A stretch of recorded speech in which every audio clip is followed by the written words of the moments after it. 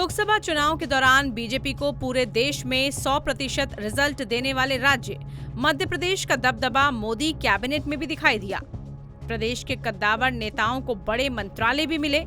इस बीच एमपी के पूर्व मुख्यमंत्री और मौजूदा केंद्रीय कृषि मंत्री शिवराज सिंह चौहान ने किसानों को दी जाने वाली सौगातों और लाभ के बारे में बताया। साथ ही उन्होंने ये भी बताया कि आगामी दिनों में पीएम मोदी का किसानों के लिए क्या प्लान रहने वाला है। सुनिए इस दौरान क्या कुछ कहा कृषि मंत्री शिवराज सिंह चौहान ने। कृषि विकास और किसान कल्याण ये प्रधानमंत्री जी की प्राथमिकता है, हमारी सरकार की प्राथमिकता है और ये इसी से प्रकट होता है कि तीसरी बार सरकार बनने के बाद अगर सबसे पहला फैसला प्रधानमंत्री जी ने किया तो किसानों के खाते में किसान सम्मान निधि डालने का किया। और मुझे ये कहते हुए प्रसन्नता है कि पहला कार्यक्रम अगर तीसरे कार्यकाल का उन्होंने किया तो किसान सम्मेलन के रूप में किया और इस किसान सम्मेलन में ही उन्होंने देश भर के 9 करोड़ 26 लाख से ज्यादा किसानों के खाते में लगभग 20,000 करोड़ रुपए की राशि डाली। ये दिन किसान के आनंद का दिन भी है, विशेषकर छोटे किसान। खरीफ की फसल की तैयारी होनी है, ऐसे समय अगर राशि उनके पास होती है तो खाद और बीज की बेहतर व्यवस्था हो जाती है। प्रधानमंत्री जी की, हमारी सरकार की प्राथमिकताएं स्पष्ट है। खेती को लाभ का धंधा बनाना लगातार 10 सालों से काम चल रहा है और इसलिए मैं प्रधानमंत्री जी को हृदय से धन्यवाद देता हूं। 10 साल पहले से ही काम चल रहा है, खेती की हालत ठीक करने का, किसानों की आय बढ़ाने का। कई काम सरकार ने पहले से किए प्रधानमंत्री जी के नेतृत्व में।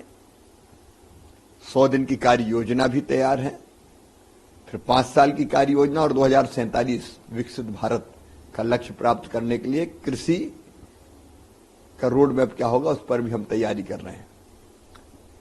6 चीजें मुख्य रूप से।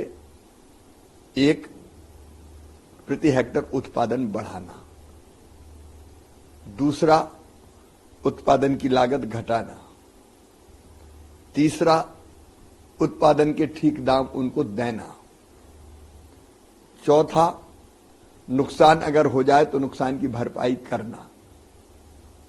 5, कृषि का विविधीकरण, केवल परंपरागत खेती नहीं, फूलों की खेती, फलों की खेती, सब्जियों की खेती, औषधि खेती, कृषि वानिकी, कृषि के साथ पशुपालन, मधुमक्खी पालन, कई तरह की चीजें जोड़ने का प्रयास ताकि किसान की आमदनी और बढ़े। और 6वां है प्राकृतिक खेती, क्योंकि ये धरती आने वाली पीढ़ियों के लिए भी सुरक्षित रहनी चाहिए और इसलिए अनियंत्रित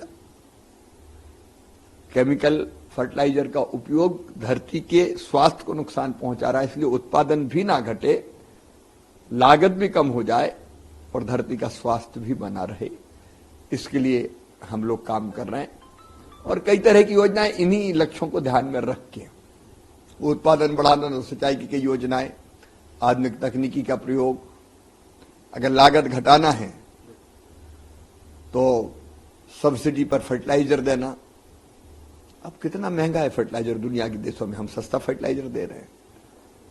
उसके साथ साथ कम ब्याज पर किसान को पैसा मिल जाए तो किसान क्रेडिट कार्ड, केसीसी, प्रधानमंत्री किसान सम्मान निधि, फिर ठीक दाम मिले इसलिए एमएसपी, 50% लागत पर मुनाफा देकर एमएसपी घोषित करना ताकि किसान की फसल को ठीक दाम मिल सके।